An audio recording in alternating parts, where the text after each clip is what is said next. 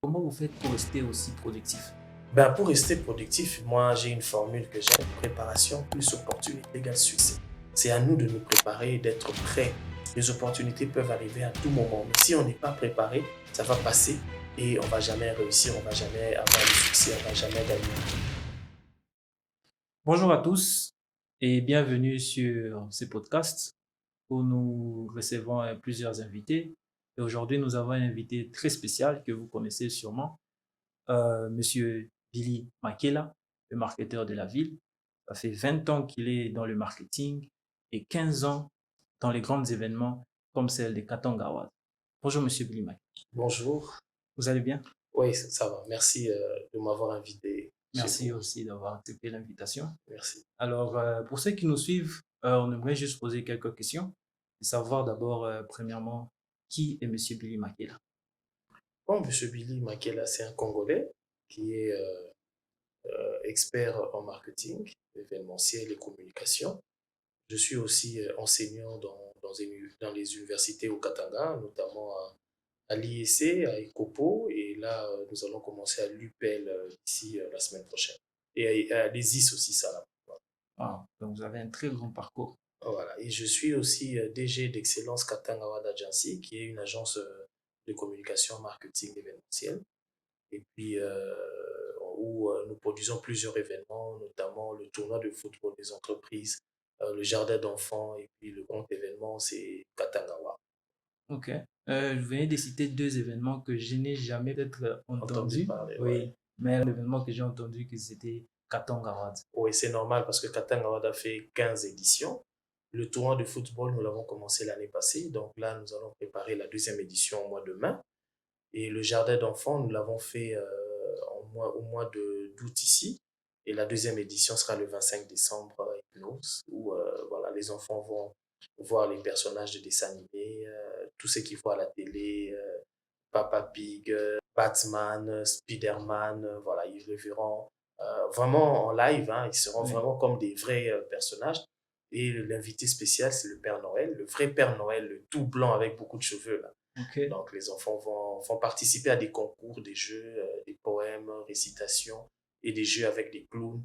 Donc, ça ne sera pas une journée voilà, ennuyeuse, mais vraiment, les enfants vont repartir avec des cadeaux, avec des médailles. On veut mettre l'esprit de compétition, un peu comme Katangawad, mais pour les Oui. jeunes.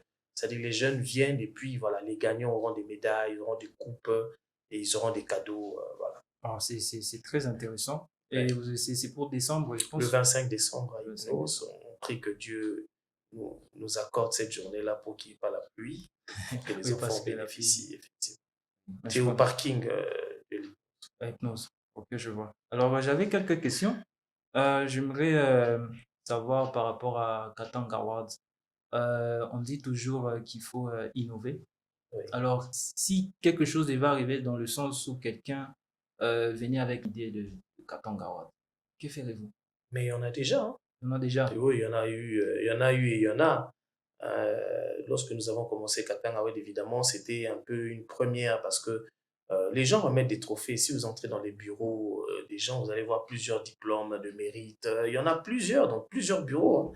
Mais nous l'avons maintenant rendu un peu public, c'est-à-dire on a associé la population à voter et ça se passe en direct à la télé. Oui. On a apporté notre touche un peu marketing, événementiel, mais dire que ça n'existe pas, tout le temps, vous allez voir des gens qui remettent des trophées ou qui remettent des diplômes, voilà, donc ça existe. Et les gens commencent aussi à essayer de faire un peu comme nous aussi, on a organisé dans une salle avec des événements, d'autres aussi le font en direct, mais il y en a. C'est bien qu'il y ait plusieurs structures qui reconnaissent les talents, l'excellence. Notre objectif, c'est promouvoir l'excellence dans la province. Donc, on ne sera pas le seul à reconnaître ceux qui font les bonnes choses. Donc, Oui. pour nous, c'est pas mauvais.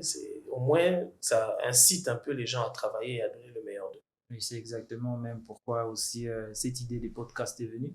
C'était Ouais. justement pour recevoir des gens afin que les invités puissent essayer de partager leur parcours et aussi de motiver les autres. Mm. Alors, j'ai une question qui me vient, c'était de savoir d'où est venue l'idée des Katanga Awards.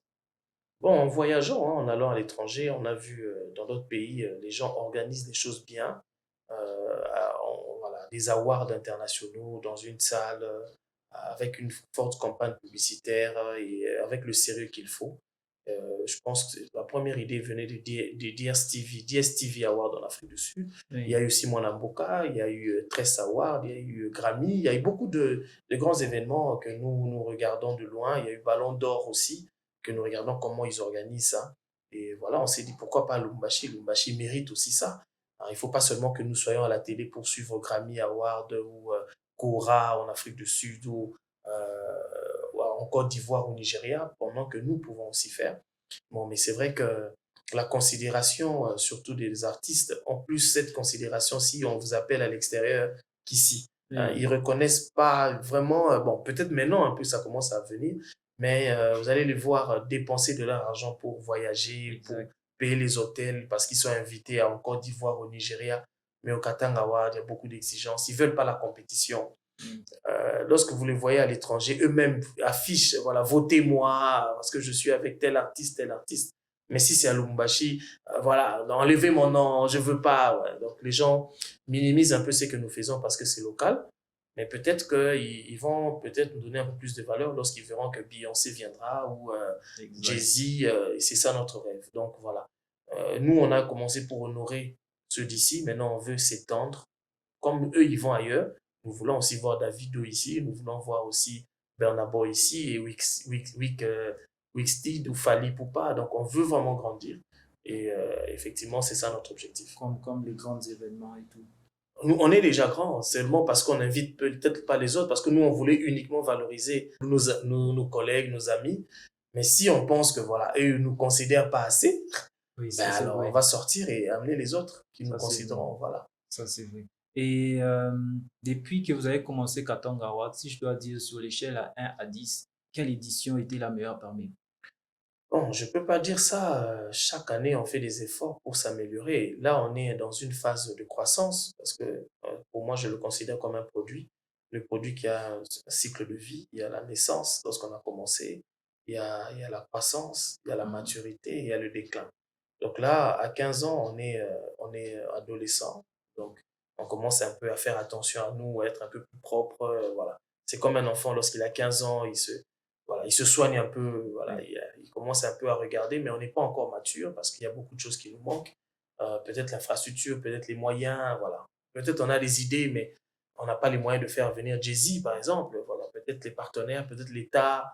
Voilà, donc, mais je pense qu'on va y arriver. C'est à nous de travailler, de montrer qu'on est capable de faire les bonnes choses. Et les partenaires vont nous suivre pour mettre les moyens pour que nous soyons en maturité comme nous le souhaitons. en tout cas, moi je pense que Katanga Award a impacté vraiment ici sur la vie de Lumbashi. Je crois même au Congo parce que beaucoup de gens commencent à parler et la Oui. tendance est en train de grandir et tout. Alors moi je pense que c'est déjà un grand pas. Merci, merci Alors, beaucoup. c'est vraiment quelque chose de très grand et je pense que dans l'avenir, vraiment, les invitations de d'autres personnes d'être invitées, comme vous avez dit, Jay-Z et d'autres, ça serait Mm. possible, ça sera possible. On espère, parce que pour que ça arrive, il faut que le gouvernement nous aide, parce que le gouvernement, tant national et provincial, ont un ministère de culture. Ces ministères-là a un budget. Oui. Ok, et ce budget-là vient des contribuables, des Congolais qui achètent, qui payent les vignettes, qui achètent des produits, c'est l'argent des Congolais. Et nous pensons que le gouvernement cherche des partenaires sérieux. Nous avons démontré que nous sommes sérieux de faire valoir notre pays. Et voilà, nous attendons juste leurs mains de nous mettre vraiment les paquets pour que nous puissions valoriser. Vous savez, le combat d'Ali et Forman, le président Mhm. Mobutu avait dépensé 7 millions de dollars et ça donnait jusqu'aujourd'hui une image autre de Zaïre. Tout le monde parle de Zaïre aux États-Unis, de Bomaye, grâce à ce combat culturel, Oui, sportif oui, et culturel. Donc, c'est une manière de vendre le pays. Le Brésil aujourd'hui est connu par son football. exact. Les États-Unis, on voit Grammy Award. Le festival de Cannes en France, voilà. Les gens viennent du monde entier dans une petite ville de Cannes. Nous, on n'a pas besoin d'aller à Kinshasa pour que ça devienne grand. On veut devenir notre Katanga, notre province du Haut-Katanga, qui reçoit le monde entier, comme le festival de Cannes qui reçoit le monde entier dans une petite ville de France. Donc, et cela ne peut être soutenu que par le gouvernement tant national que provincial. Et je pense que c'est possible. On va essayer cette année de toquer les portes au niveau national et provincial. On espère que l'année prochaine, ça sera beaucoup mieux que les années passées. Ok, merci beaucoup pour ça. Et aussi, vu que sur cette chaîne aussi, on parle un peu de la productivité, et j'aimerais aussi que les gens sachent comment vous faites pour rester aussi productif. Ben, pour rester productif, moi, j'ai une formule que j'aime. J'espère que vous allez écrire ça dans le broadcast. C'est Oui, on va noter ça. voilà, la préparation plus l'opportunité égale succès. Voilà. Donc, je crois que mon ami, je l'ai même fait dire ça la dernière fois que j'étais venu dans vos bureaux. Oui, Donc, si on se prépare, OK, donc on est prêt. C'est comme si tu veux aller faire un examen. Tu es prêt parce que tu t'es préparé, tu as étudié toute la nuit, voilà, la matière est dans la tête. Et par hasard, si tu vas aller à l'école et que le professeur dit prenez une feuille d'interrogation, peut-être les autres qui ne s'étaient pas préparés vont se plaindre. Ah, mais pourquoi le prof nous surprend? Mais c'est lui qui avait étudié, va dire voilà, je saisis l'opportunité de faire sortir la matière qui était dans ma tête. C'est maintenant que ça doit sortir. Peut-être si ça prend une semaine, je veux me perdre, je veux échapper à quelques matières. Donc, la personne qui s'est préparée va saisir cette opportunité-là et, et voilà, il aura le succès. Donc, il va être satisfait, il va réussir. C'est comme ça que moi, j'aime cette formule. Préparation plus opportunité égale succès. C'est à nous de nous préparer et d'être prêts. Les opportunités peuvent arriver à tout moment. Mais si on n'est pas préparé, ça va passer et on ne va jamais réussir, on ne va jamais avoir le succès, on ne va jamais gagner. Donc, j'ai dit aux jeunes de ne pas être pressés, de tout gagner directement. Il faut se préparer. Préparer, ça dit faut travailler, il faut se documenter. Il faut pas forcément voir l'argent avant, parce que oui, l'argent ne vient qu'après un travail bien fait. Donc, pour moi, la réussite, c'est la satisfaction personnelle et forcément l'argent. Si quelqu'un euh, se dit, voilà, j'ai réussi quelque chose et je l'ai bien fait, cette personne, elle est plus heureuse que si on l'a payée. Parce que exact. tout le monde va parler de son travail, tout le monde va retenir quelque chose de positif en elle. Mais nous, malheureusement, les gens pensent toujours à l'argent avant de faire quelque chose. C'est combien je vais gagner, combien. On n'a pas ce sacrifice-là de bénévolat, de faire quelque chose tout d'abord qu'on doit accepter, de se surpasser, de faire bien les choses. Donc pour moi, la réussite, c'est la satisfaction d'un travail bien fait, au-delà de l'argent. Et pour cela, il faut une préparation, il faut une détermination, il faut une concentration, il faut être des sacrifices okay, dans la préparation. Et l'opportunité va passer, les gens peuvent voilà, Donc, saisir cette opportunité on- et réussir. exact. Comme on dit toujours aussi, bon, c'est quelque chose que j'ai dit aussi, c'est que l'argent, c'est les gens. Parce que s'il n'y a pas ces gens-là, comment est-ce que tu feras de l'argent? Voilà, Oui. effectivement. Alors, vous avez parlé des opportunités. Mhm. Alors, comment est-ce que on s'attend lorsqu'on se prépare et on s'attend aux opportunités? Comment est-ce qu'on va savoir c'est le moment et j'ai l'opportunité? Parce qu'il y a d'autres personnes qui ont l'opportunité, mais ils ne se lancent pas et l'opportunité passe et puis après, on Oui. l'oublie. Je donne un exemple. Oui, Voilà. Vous avez une idée magnifique de faire quelque chose, un événement ou produire ou dans l'agroalimentaire ou voilà ou broadcast voilà est une émission qui monte et tout alors le gouvernement congolais par exemple cherche des structures qui sont comme votre structure de broadcast peut-être pour une campagne d'une loi ou la révision du constitutionnel ou non la révision je donne un exemple comme oui, ça oui. et ils cherchent vraiment des voilà des structures des broadcasts ok que les gens suivent et les gens aiment et finalement ils vous contactent et voilà, ils vous disent, voilà, nous, on veut travailler avec vous. Est-ce que vous avez les documents de l'État? Vous avez un numéro de compte? Vous avez le RCCM? Vous avez l'identification nationale? Vous avez l'attestation fiscale? Est-ce que, voilà, l'argent est là, 50 000 $. C'est ça l'opportunité. Maintenant, Oui, la préparation. Est-ce que vous êtes préparé? Est-ce que oui, vous avez un document de l'État? Est-ce que vous avez l'identification? Est-ce que... Et pourtant, vous avez la connaissance, vous avez la matière, vous avez voilà, tout ce qui est technique pour oui, produire. Mais est-ce que vous êtes préparé suffisamment pour saisir cette opportunité? Et malheureusement, vous n'avez pas assez de temps de commencer à chercher ces documents parce qu'ils ont besoin de vous dans 1 heure. oui, Et exact. voilà, donc l'opportunité passe. Ils vont aller chez une autre personne qui avait tous les documents. Et cette personne va bénéficier de cet argent et de cette visibilité. C'est ça. On aime toujours faire les choses en formel, en informel plutôt. On n'aime pas faire les choses formellement. On aime l'informel, on aime voilà, les bureaux mallettes, on n'est pas préparé. Ça, c'est juste un petit exemple pour que les gens comprennent que la préparation est un élément important. Parce que l'opportunité ne nous prévient pas. On ne sait pas quand est-ce qu'on peut nous appeler. Exact. Mais est-ce que nous allons respecter les normes? Est-ce que nous sommes prêts? Voilà. Donc, je ne sais pas vous dire quand est-ce que l'opportunité vient, mais je peux vous dire de vous préparer, d'être prêt, voilà, et de se dire, voilà, moi, je suis prêt. à toute éventualité, s'il y a une opportunité, je vais la saisir. Ça prouve vraiment 20 ans d'expérience en vous. Bon, évidemment, on a maintenant l'obligation de les partager aux jeunes que vous êtes. Merci Voilà, beaucoup. parce que notre souci depuis dans le Katanga Award, c'est amener les gens dans l'excellence. Voilà pourquoi même le nom de notre agence est Excellence.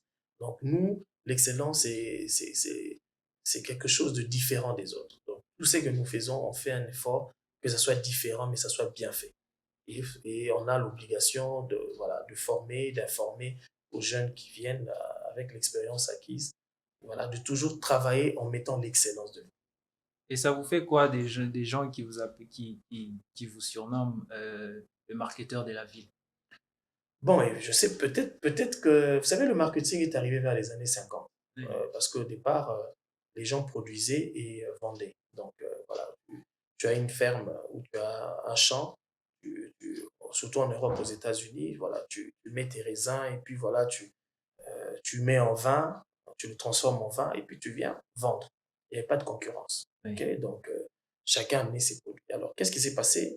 On a essayé de relier les grandes villes aux États-Unis, Los Angeles, Washington, voilà, Texas, Dallas, et tous les produits qui étaient dans plusieurs villes commençaient à venir dans un même centre, à Washington par exemple. Tous ceux qui produisaient des tissus, voilà, du pain, du vin et tout, commençaient à se retrouver dans les grands centres parce qu'il y a eu cette liaison d'infrastructures. Et ça devenait difficile de couler parce que les gens vendaient facilement dans leur coin. Et Oui. ça devenait compliqué et il y a la concurrence. Et c'est comme ça que le marketing est né, où maintenant les gens commençaient à chercher des stratégies pour écouler leurs produits. Dans la définition du marketing, même, c'est l'ensemble des techniques qui Mhm. permettent de satisfaire le besoin et désir des consommateurs. Donc à l'époque, il fallait juste produire et vendre. Maintenant, les gens commençaient à regarder, bon, tout le monde a les mêmes produits. Qu'est-ce que je dois faire différemment pour satisfaire le besoin et le désir des consommateurs?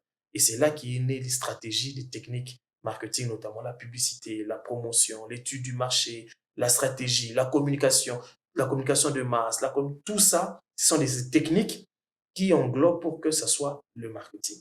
Et c'est là que le marketing est né. Alors ici au Katanga, effectivement, vers les 2004-2005, on avait des grandes sociétés qui étaient dans les brassicoles, qui étaient seules. Oui. Hein. Voilà, la première brassicole, par exemple, ils étaient seuls, il n'y avait pas de concurrents. Ils produisent leur bière, tout le monde consommait. Ils produisent les boissons sucrées, tout le monde produisait. Il n'y avait pas la concurrence.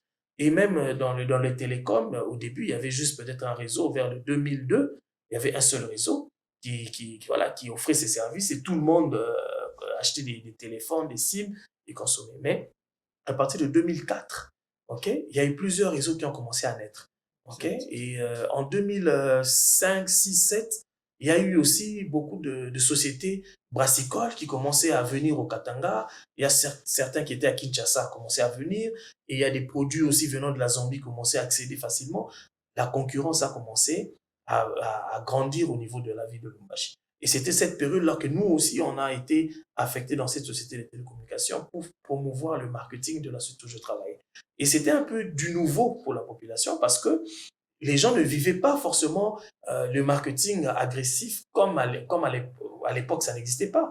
Et les gens ont découvert avec nous que voilà, il fallait prendre des plateaux de télévision. Et lorsqu'il y avait des matchs de Popo ou de Mazembe, où il y a les matchs de Cannes, il fallait, même les chaînes de télévision commençaient à s'adapter. C'est nous qui avons commencé à imposer cette stratégie-là où les gens pouvaient participer à des tombolas en direct à la télévision, où les gens pouvaient découvrir des Miss. Hein, qu'on réunit et que voilà, ils sont dans un manoir et on fait rêver, où les gens Exact. pouvaient découvrir les superstars, qui est une compétition de musique. Donc voilà, donc c'est un peu notre époque.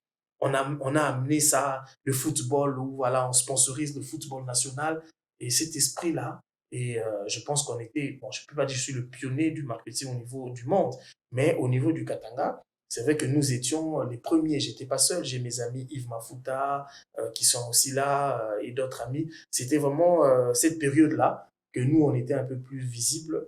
Peut-être que voilà, les jeunes ont eu notre image comme référence pour nous dire que nous sommes les pionniers du marketing. Parce que vraiment, à l'époque, dans les sociétés, c'est plus le commercial. C'était Oui. rarement le marketing. Non, il y avait peut-être un responsable commercial, mais il y avait rarement un responsable marketing. Parce qu'il y a une différence entre un agent commercial et un agent marketing.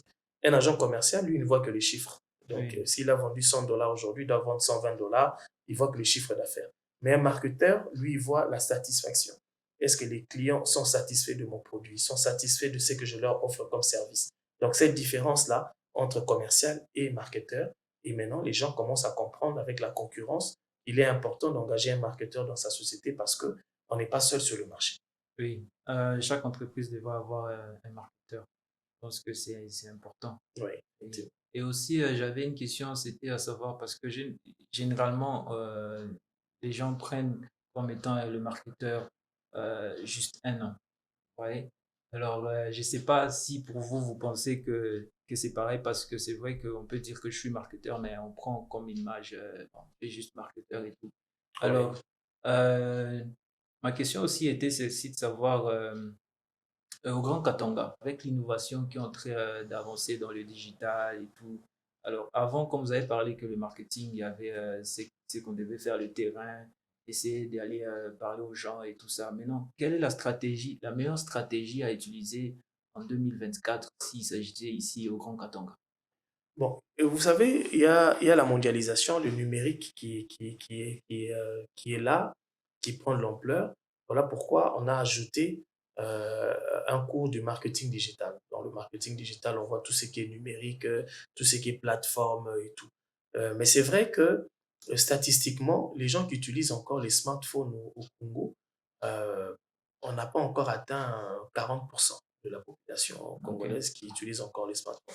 C'est-à-dire qu'il y a encore des gens qui sont encore dans les anciens téléphones, voilà, qui sont encore dans les petits téléphones, à oui, la oui, cité, et tout le reste, et même dans nos villages, si vous entrez à l'intérieur, à exact. Manono, à Kassaji. Voilà, vous, lorsque vous voyez Lubumbashi, Golf, Mhm. Carrefour, Makobeno, mais pourtant, c'est pas ça le Congo. Le Congo, le Katanga ou le Grand Katanga est encore grand. On a encore des Congolais qui ont des téléphones, mais qui n'ont pas encore des smartphones. Donc, c'est pas négligeable ces gens-là parce qu'il faut encore continuer avec le marketing traditionnel où nous avons la télévision, nous avons les panneaux publicitaires, les affiches et tout, c'est encore important. Mais évidemment, le monde part vite aussi avec la Digitalisation. digitalisation. Donc, il n'est pas exclu maintenant que même les chaînes de télévision puissent entrer dans ce qui est digital, ok? Comme un peu ce que vous faites. Donc, les gens aujourd'hui ont leur smartphone en main, ils n'ont pas forcément besoin de suivre une information à la télé pour Mhm. avoir des nouvelles. Déjà avec leur téléphone, ils peuvent savoir que Donald Trump est devenu Le président de la président. République. Oui. Donc, à l'époque, il fallait passer suivre à la télé ou à la radio. Donc, aujourd'hui, quelqu'un dans un taxi-bus peut avoir l'information. Mais ce n'est pas la majorité des Congolais. C'est comme ça que le marketing traditionnel continue encore. Il y a encore des panneaux, il y a encore des pubs à la télé, il y a encore des flyers, des posters et tout.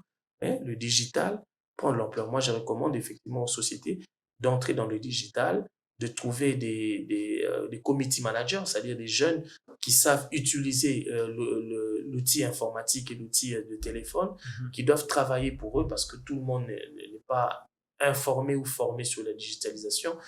Vous savez, par exemple, vous pouvez publier quelque chose sur Facebook. Si vous avez 5000 abonnés, vous pensez que tous les 5000 vont voir cette Mais publication. c'est Par pas contre, vrai, c'est oui, faux. c'est faux. Donc, c'est peut-être 20% seulement de vos abonnés qui vont voir votre publication. Voilà pourquoi il y a cette partie sponsorisée. Donc, Ouais. où vous devez avoir une carte bancaire, sponsoriser la page pour que ça puisse atteindre plus d'abonnés. Donc, dans le digital, c'est pas forcément ce que vous voyez qui est réel. Donc, il y a des techniques, des ADS sur le Oui, oui, Google, où il y a des choses pour même acheter des abonnés, oui.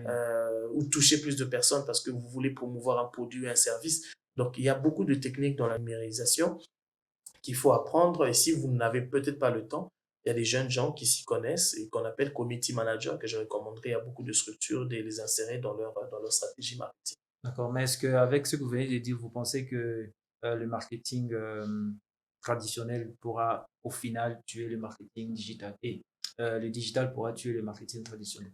Le monde évolue, hein. Vous savez, en Europe, vous n'avez plus l'argent en main, vous n'avez plus Oui, d'argent dans oui. votre poche. Donc, tout se Tout est passe sur une numérique. carte, hein. Oui. Donc, même acheter l'hamburger, vous entrez dans un shop, tout est électronique, vous mettez tactile, voilà, vous swappez la carte, tout est devenu numérique. C'est rare de voir les gens vraiment avec le cash. Ok, donc les bus, ils scannent, payer les trains, ils scannent, manger, ils scannent, payer, tout, ils passent par les cartes électroniques. Mhm. Donc le monde devient virtuel. Effectivement, chez nous, on a encore tout ce qui est monnaie, les réseaux de télécommunications utilisent encore tout ce qui est monnaie. Les gens commencent à acheter les chaînes à travers les Le, mobile, le mobile mobile money. money. C'est déjà quelque chose, mais les gens devront passer aussi avec tout ce qui est carte Visa. Hein, voilà. Les Congolais, il y en a combien qui ont des cartes Visa? Je ne veux même pas vous poser la question, mais il n'y en a pas aussi beaucoup. Donc, c'est que ça va encore prendre du temps, mais ça va vite. Le marketing digital est important, mais pour l'instant, le traditionnel est encore là. Mais au fur et à mesure qu'on va avancer, je pense que les choses vont changer. Oui, il y a récemment, je crois, en 2000, cette année ici, nous avons lancé un produit. Le produit, c'était la carte des visites numériques. Je ne sais pas si vous avez déjà entendu parler. Oui, avec comment on appelle ça, Les QR le codes. QR code, oui. Exact. Alors, quand on l'a fait, on l'a lancé sur le marché, on a remarqué que beaucoup de gens n'acceptent pas réellement la technologie, tout ce qui est un peu numérique et tout, c'est quand même difficile. Alors, on s'est fait que il y a eu ces petits problèmes-là, mais on rencontre quand même des gens qui acceptent l'innovation, qui acceptent un peu d'entrer dans le digital et tout. Mais si vous, vous étiez à notre place, quelle stratégie vous aurez à utiliser pour ça? Ah, ça, il faut me payer, hein. Ça, c'est une stratégie marketing qui peut vous donner des millions. Effectivement, il faut travailler. Là, vous allez me voir en aparté. Ok. Mais il ne faut pas négliger, il ne faut pas se décourager. Parce que si vous négligez, sachez qu'il y aura de la concurrence qui va faire comme vous, peut-être mieux parce qu'il va découvrir Oui, vos failles, il va s'améliorer. Et voilà. Donc, il faut être continuer dans cette stratégie. Ça existait déjà à partir du Covid. Hein. Les oui. gens, lorsqu'ils allaient dans les restaurants, voilà, il y avait des QR codes. Voilà, ils scannaient juste avec leur téléphone, ils avaient le Pour avoir menu le et tout. menu. Donc, c'est des choses qui existent, mais il faut rester pionnier pour persévérer. Donc, les stratégies, je ne sais pas vous le donner maintenant. Peut-être après.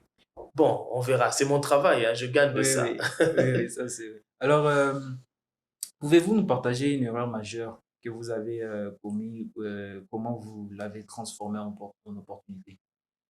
Ah, ça, je ne me suis pas préparé à cette question, mais les erreurs, on commet chaque fois. Parce que chaque fois qu'on a Katanga Award, par exemple, on fait une évaluation. Il y a beaucoup de gens qui voient que c'était bien, mais nous, il y a beaucoup de choses qu'on voit que ce n'était pas bien. On se demande pourquoi. Est-ce que c'était peut-être, on n'avait pas une personne dédiée à ça? Est-ce qu'on n'avait pas fait attention? Donc, on fait toujours l'évaluation et on essaye d'améliorer les années qui viennent. C'est comme ça que vous voyez, chaque année, il y a quand même des progressions parce qu'on fait des évaluations, on voit les erreurs que nous commettons en interne et nous travaillons pour éviter de le refaire. Donc, pour nous, les erreurs et les échecs nous aident à nous améliorer. Voilà. Comme j'étais candidat député, j'ai échoué. Donc, est-ce qu'on ne m'a pas voté? Est-ce qu'on ne m'a pas désigné? Donc, voilà, c'est des questions à se poser et voir est-ce que je veux encore y postuler. Si je repostule en 2028, qu'est-ce que je dois faire que je n'avais pas fait l'année antérieure, dans les années antérieures. Donc, les échecs, pour nous, c'est un stimule. Même lorsque les artistes se plaignaient pour Katanga Award, on se disait pourquoi ils se plaignent, quelles sont leurs revendications.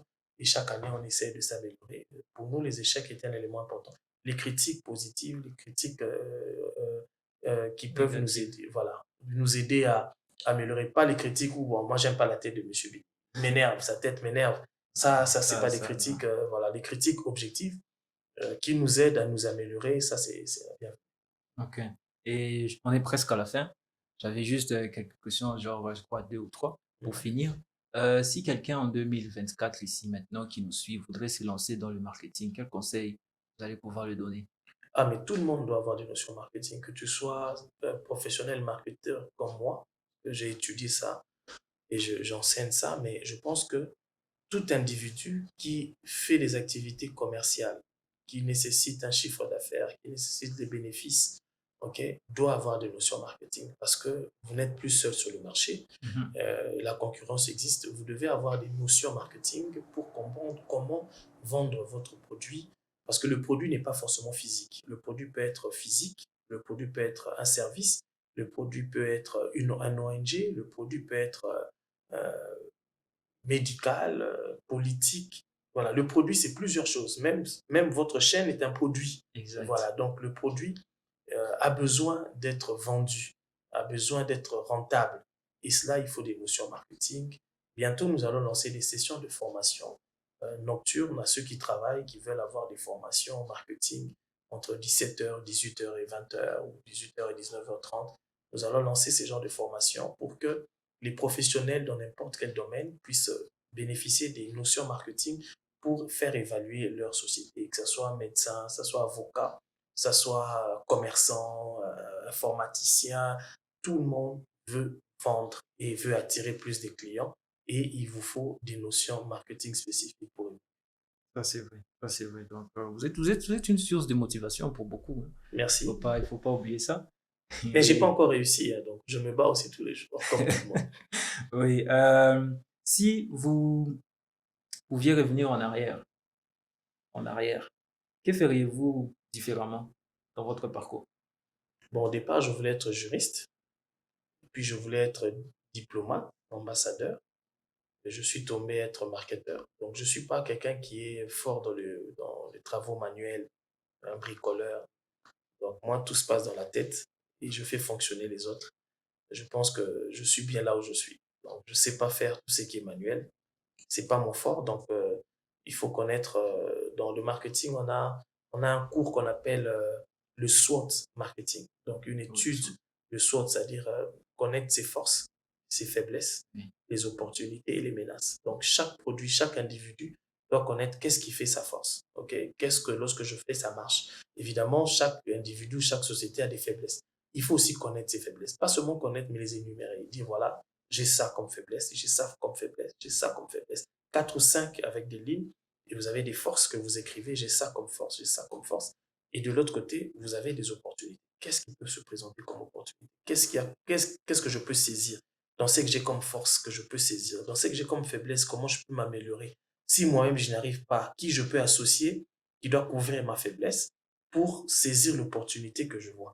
Et de l'autre côté, il y a les menaces, il y a des concurrents. Qui oui, fait comme moi, qui veut m'imiter, qui veut faire plus que moi. Voilà. Donc, vous devez avoir cette image en quatre en permanence pour reconnaître votre force, voir vos faiblesses, travailler sur ça. Si vous n'y arrivez pas seul, associer d'autres pour vous aider à réduire votre faiblesse et à, voilà, regarder toujours les opportunités qui peuvent se présenter.